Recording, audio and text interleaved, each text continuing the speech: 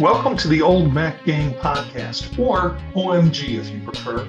It's a podcast with a panel of longtime Mac Apple users who want to discuss the most relevant apps and services for age-seasoned users. I'm Marty Gensius, an Apple enthusiast and podcaster. I'm a 67-year-old age-seasoned user who has collected a great group of friends to talk about Apple and the seasoned citizens who use it. Let's see who we have on our panel today. Hi, I'm Peter. I'm an age-seasoned 72-year-old two-time retiree. I was a foundryman and following that, a high school math teacher. And I began my journey with Apple products in 2006. And I enjoy using a large, very large assortment of Apple devices and services each and every day. Good evening and hello. My name is Bob Wood from Tucson, and I am also a seasoned Mac user of a certain age and a Mac user group leader for a long time now. And I'm happy to be here. My name is Gary Shark. I live in Cleveland. And in 2000, I retired and moved back to Cleveland, where I found two Mac user groups. And it has brought me to today.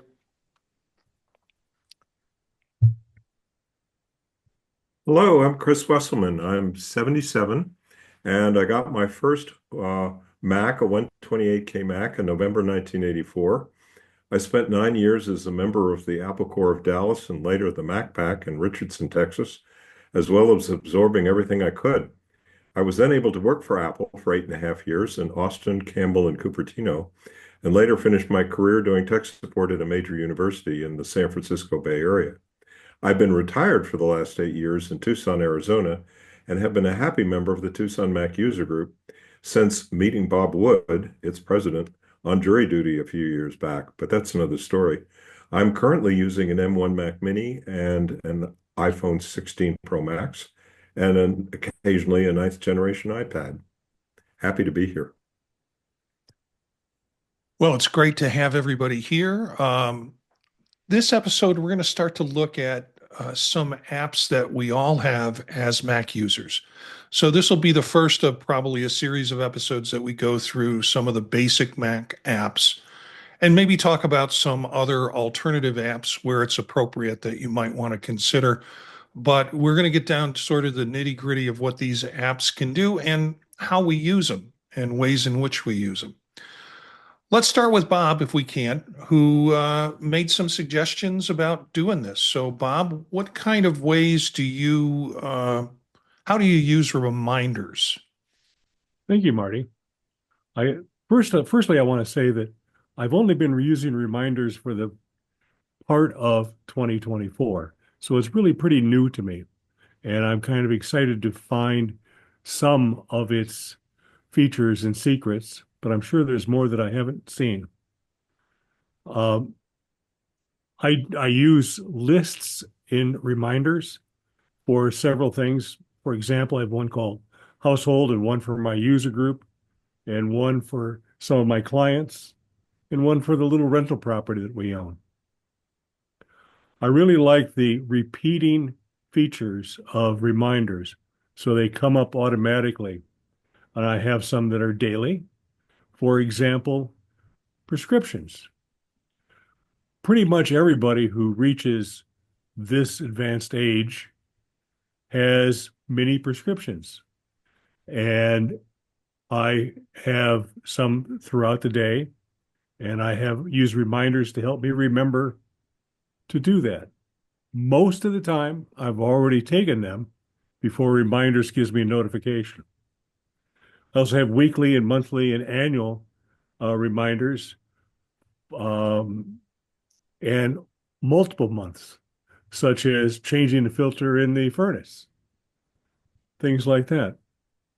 I can't find how to do what I call complex repeats, such as the third Tuesday of the month.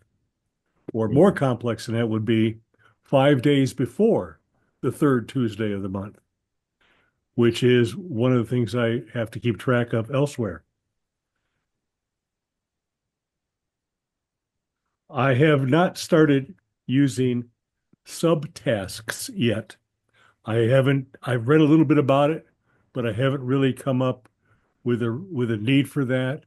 They say you can use it to have a grocery list or a packing list for a vacation. I generally use notes for something like that. I really like the fact that it syncs to all my Apple devices. I can find my I can find my reminders on my Mac, my phone, my iPad, my portable Mac. Just today, I found out about the fact that when you have the updated OS, you can now show reminders in Calendar. When I looked at that on my M1 MacBook that does have the current Mac OS 15, God, it was reminders everywhere. And that's not really what I want to use calendars for. I think that I have different missions for reminders than calendars. So I had to look it up and figure out how to turn them off of calendars so I could see the other stuff that I wanted to do. So I was able to turn off show reminders in calendar and keep separate things to do. And to-dos are something that I'm old school enough that I use a piece of paper for it. The reason I do piece of paper is every morning with my cup of coffee, I sit down and I rewrite my to-dos on a piece of paper. This allows me or this forces me to think about each of the items and look at it throughout the day and cross them off after I've done something. So today I had five things then to do, and I've got two of them crossed off. So that's not a total loss. I find that there's much more to learn and to find with reminders, and perhaps I'll find out more things a little later tonight. So now I'm going to turn it over to Gary. Well, I don't use reminders. However, when Marty sent out the show notes, and he's got a lot of links about reminders, which I'm sure he'll talk about later, I went back and looked, and I do have reminders. I have used them in the past, and now I'm looking forward to learning more about them. A few years ago, I thought it was Peter, but when I checked with him earlier in the week, AnyList is what I've been using or used a little bit, sort of to take the place of reminders. However, now that we're starting to talk about them, I'm anxious to learn a little more about them and use them, along with calendar. And I, like you, Bob, not that I have that many on my list each day, on my to-do list to cross them out. But I'm looking forward to learning more about reminders now that we have it before us. Peter? Yeah, I do and I don't use reminders. And let me clarify what that is after I say what a reminder is to me.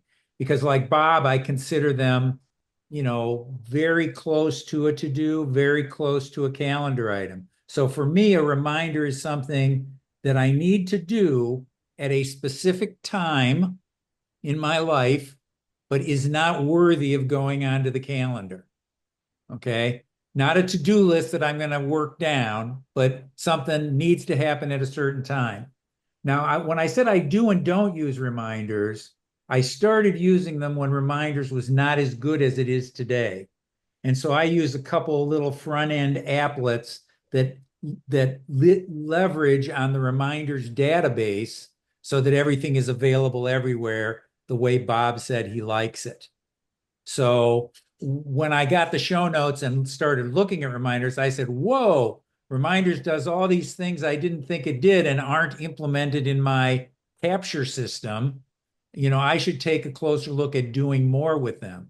But right now, when I look at my completed reminders, I see, that I do an average of 10 reminders a day. And uh, what did I see? 3 are daily recurring, 1 or 2 are weekly recurring. I have monthly and other recurring ones like that as well, a day of the month recurring ones. But essentially, what happens is that I either react and do them when they pop up, or I push them ahead a little in time. About half of them get done right when the reminder comes up, and about half of them get pushed.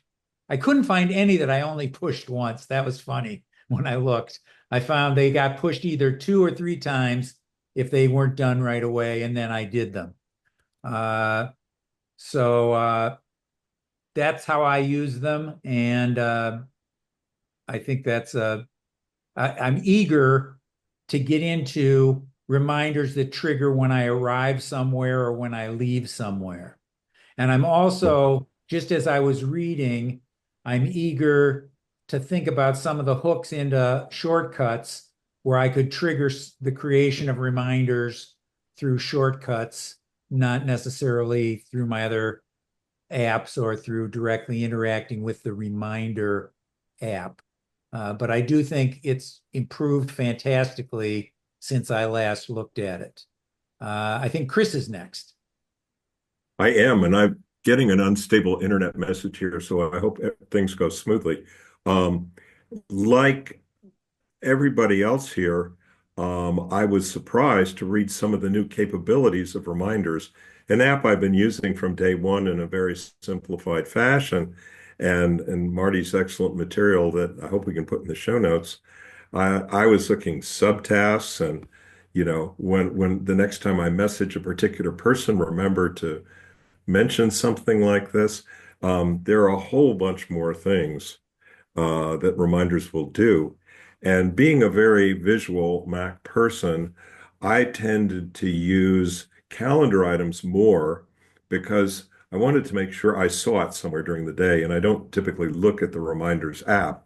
So I had the very happy task today of changing a bunch of these daily or weekly items into reminders now that they'll appear on my calendar under macOS Sequoia, which or iOS 18, which I'm finding really helpful. But then again, I don't have nearly as many reminders as Bob, so that may be an interesting bridge to cross down the road if I do have a lot of reminders. But it's uh, it's one of these unsung heroes that Apple's been putting more and more features into and making better and better. And all of a sudden, oh my gosh, it'll do that, it'll do that, it'll do that. So that's been my experience, Marty. I started out with to-do lists. I'm real interested in that process, trying to organize my workflow. And I did really complicated, like Omni Plan has a really complicated and expensive to-do list with project management. And I found I never used it. And so then I said, well, I'm going to use Things, which is another to-do list that is a good app. It's great. It's not necessarily universal cross-platform into Android. It's an Apple-based app, and I was messing around with Android for a while, so I started using Todoist. And actually, I have accounts for both of those now, and I still use them, or I still think about using them. But I still wasn't getting any better. My work wasn't getting done any better, and so I decided I need something that I can just say, "Hey, I need to do this," and have it automatically put down. So The beauty of reminders for me is the integration with the S lady. So I can do a verbal. Mine has an Australian accent, so I might as well just call her Sheila, and that won't trigger a lot of devices when I say it. But I could say, "Hey Sheila, remind me about the dentist appointment tomorrow afternoon at 2 p.m." Or put in my reminders, and she'll create that as a reminder. If Mm. I want to then move that into a task, or if I have a project like I need to start to establish a collection of steps that go into completing a project, I can do those sub projects or the sub parts that Bob alluded to. I can do that with the app, and so I will use the audio version of Sheila to be able to just get it in the app. Then when Mm. it's in the app and I'm in front of a desktop, or if I've got my iPhone, I can move those around into the categories that I want them to be in. I can put subtasks into them. But if it doesn't get out of my head and get somewhere quick, it's going to be forgotten. Mhm. And I'll go through phases where I'll load up maybe 8 ideas just start coming out of my head, and I'll just go add this to reminders, add this to reminders, and it'll all be there for me to look at. The trouble again is still having to look at it. I'm going back to Bob's idea of just having a pad of paper and a list that you can work off of. Bob Levitas, who some of us might know. What was he, Dr. Mac, or I Right. forget what his nickname was. Dr. Um, McIntosh. Dr. McIntosh. He had like a beginner's training that you could use all the different things. And one of the support documents he had was a simple to-do list. And I ran off a bunch of copies of that blank list and put it on my desk. And when I said every morning, I did just what Bob did. And I got more accomplished by doing that than I do sometimes with the technology, because I'll forget about the technology and that it's there for me to use. Now I can put reminders in to reminders. I mean, I can put in things that will remind me that the task is coming up. I happen to like its integration with the calendar because I'm looking at the calendar and then there's a list of stuff at the top of it that I've got to try and fit into the calendar or the process. So I've kind of rolled it back and am working with reminders as a really kind of functional to-do list for me with that I can then customize if I need to customize it into different task areas to get my work done with. And for me, the best part is that I can just trigger it, and you can do some of that with other apps like Todoist and things, but you have to tell Sheila, and you have to use a particular set of language to make sure that it's getting directed to the app, and it doesn't turn out to be something that winds up in your reminders app that you really wanted in your things app. So um, I like the integration with Siri for that purpose. Mm. Um, so I guess, are there any functions that can be done through the reminders app that you're looking at or that you've done before?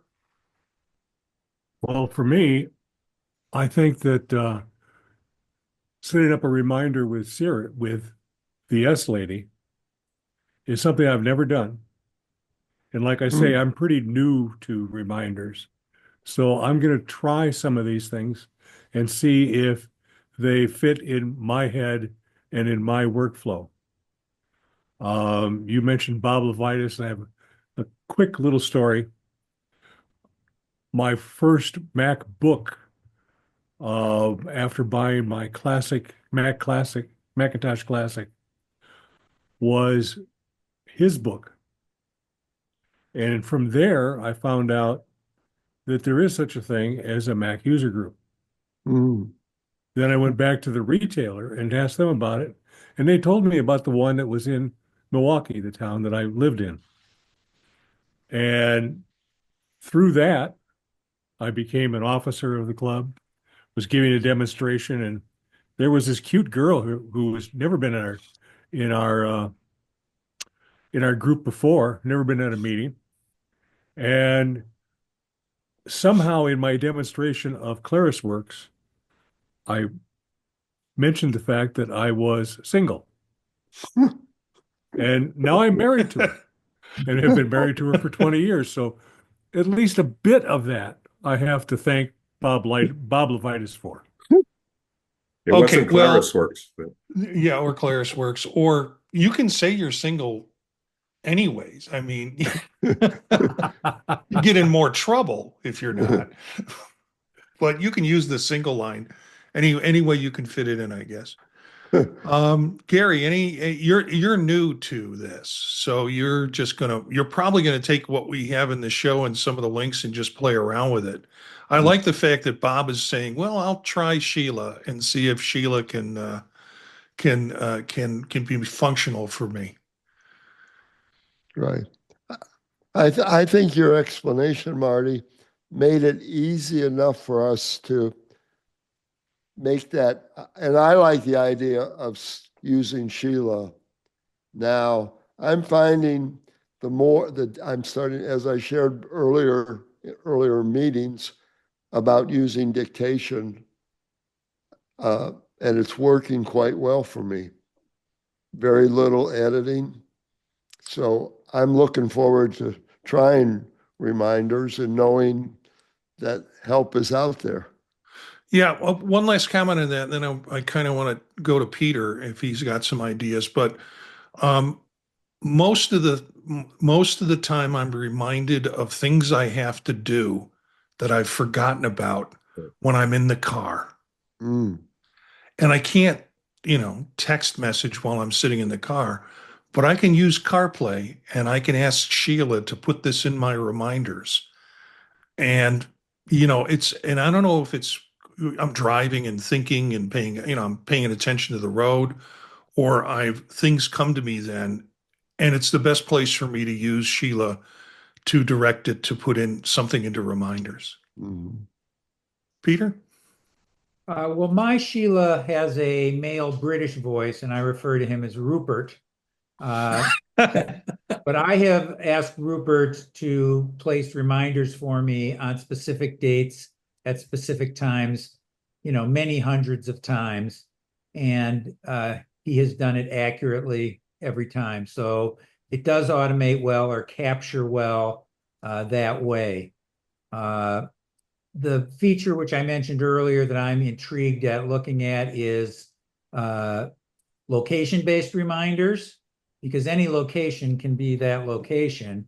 And the thing which I haven't explored, which I just saw, and I think about Bob's first comment about visibility, seeing a calendar littered with reminders, is I see that there's a morning, afternoon, and tonight section when you create a reminder in the app. And if you only have those visible at those times of day, that's something that's appealing to me. The one thing I wanted to comment on with regard to to-do lists is, since these things overlap, to me, reminders are something I never have a desire to share with anyone else. They're reminders for me. I need to do something. Whereas both to-do lists and calendar items are things that I evaluate carefully about how do I share these with others so that they don't expect me to do something at a time when they should know I'm not going to do it. Or if we're working on a task together somehow, that we can knock off portions of it independently without connecting with each other. And those are things I want to think about carefully before I start using something as a to-do list. Oh, and I use things as a unstructured to-do list that has, sort of different categories of to-dos, which when we get to that topic, we can talk about. And Chris. So far and until today, when I started reading about all these new wonderful capabilities, I've done almost all of mine through the S Lady, who By the way, quick aside, apparently in the developer community, a lot of people call her Iris, which is you know who spelled backwards. Oh, nice. And Hmm. I don't know how well that works multilingually, but that might be a concern too, Yeah. you know, if you're in a community, multilingual community. But I've almost exclusively used that. And the one thing I really would like to see, I thought about this in the middle of the night last night, was I track my sleep, so I've got my watch on. I'd like to be able to set a reminder from my watch to the phone in another room while both are in sleep mode. And right now we can't do that. Okay. And matter of fact, we can't do much of anything in sleep mode, actually, because we're supposed to be asleep. And but you know, it would be nice to be able to do that. And I all the time on CarPlay, I'm setting reminders or sending text messages, but don't tell anybody. You know, I just ask Iris to send a text message, and she's pretty good at it as long as she knows who it is. I think she's finally figured out who my wife is after all these years, but you know, um, but yeah, I think it can be really handy, and I love the location idea. Or the next time I message so and so, the next time I send a text to Bob Wood, remind me to ask him about X, Y, or Z or something, and I that could be really useful. And that whole geofencing concept with either with people or places is a really big value add in recent years. Yeah, I really don't have much to add to what's already been said in terms of functions that can be done through the Reminders app. Are there any other things that people want to mention before we kind of go to and show a few of the sites? I have a quick comment. Tonight has shown me once again that with Apple apps that go across the entire ecosystem, it's wonderful that we have 5 people here. They all use reminders or don't use reminders in different ways to fit their needs and their workflows. And I think that's the great thing. You know, I haven't used the S Lady to create any reminders. I haven't needed it. But now that I think about it, maybe there will be things that I will want to do that way. And so it's just the fact that the software is so deep and yet simple that everybody can use it in their own way.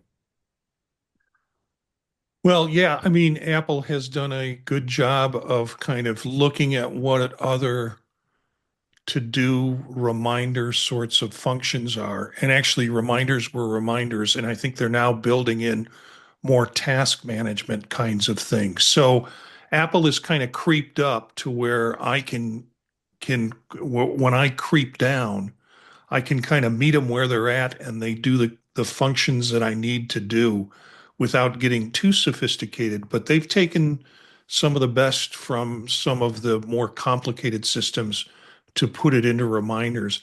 I wouldn't have used reminders 2 years ago.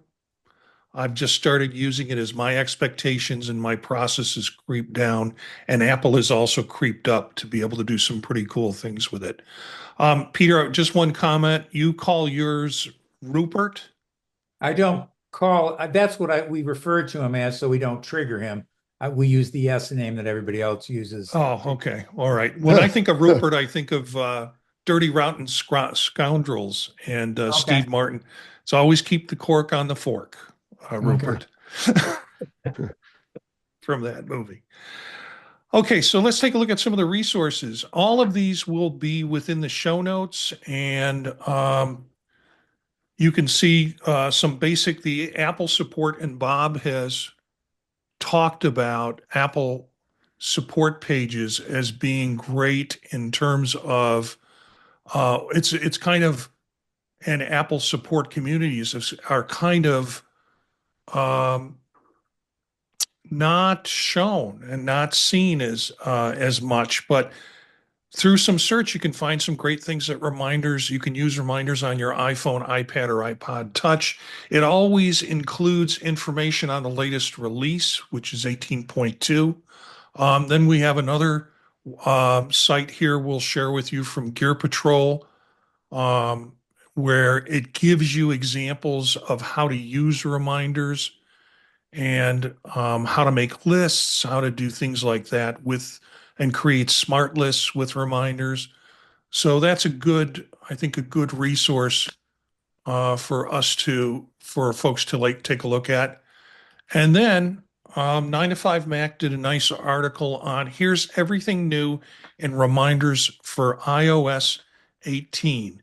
And what they have in that article is information that talks about integrating with a calendar app. Bob has mentioned that, subtasks, customizing to-do lists, and also enhancing shortcuts, enhanced shortcuts for integration. So you can do some cool things with that.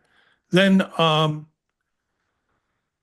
Dan Wasink does a wonderful link where he talks about calendars and reminders and explains what you can do with reminders in calendars and how to recover deleted reminders. So a nice little link there. And then since it was just brought up, and I remember that was kind of talk when they said, you can make grocery lists with reminders now, potentially replacing an app that Gary talked about and that I still use for grocery lists called AnyList. But this is the direction, at least on your iPhone, how to go ahead and create grocery lists simply through reminders. So those are some ideas and some links. They'll be in the show notes. So whether you're watching it in the video or you're watching it on the podcast, you'll be able to retrieve those links to take a look at them. Anything else? Marty, I appreciate your including Dan Wasick's link. I had followed some of his tutorials, multiple years back, and I hadn't seen any recently and sort of forgot. And but I'm definitely going to earmark the site. I thought he did a very good summary of the whole thing. I'm a see the movie instead of read the book guy, and so that's perfect for me. And I noticed he's got some other things like what's new in notes, and in addition to Apple user groups, these kinds of things are tremendously helpful to find out all the new functionality that Apple really hasn't been pushing, and sharing how these things have improved. I guess it's just too much out there now, but it's helpful stuff and worth a look. See, maybe once a week. Yeah, we used to do that at Apple. Friday mornings we could update our systems and just look at stuff, and and so everybody would do that in Apple support, back in the day, and it helped a lot. Well, Dan Wasink, Dan's tutorials, if you want to look at you can join that tutorial and you get access to all of his stuff. He does Ask Me Anything Live. He does some training occasionally that's open to members of his group, and so he's a good resource. And I'm one of those folks that it's not breaking my bank, but it sure is worth supporting people who are doing that kind of work for the Apple community and for Apple users. And Dan's a really good guy about that. So, well, let's wrap it up for this episode. Our next live episode will be on Wednesday, January 15th at 9 p.m. Eastern Standard Time through YouTube, where you can watch this crew at youtube.com/@oldmacgang, all one word, the @ Old Mac Gang. You can always pick up the podcast or video later if you missed the live show. Please share this with your friends in Mac user groups, so they have another resource through our podcast. Our music bed is by Philip Gross, Marrakesh, courtesy of the Free Music Archive. More information about this podcast and others can be found at thepodtalk.net. The break that we had, I worked on getting the page up to date, and so you can find all the information about it. Thanks to the group, Gary, Chris, Peter, and Bob. Everybody say bye. And thank you for being part of the Old Mac Gang. We'll see you next time.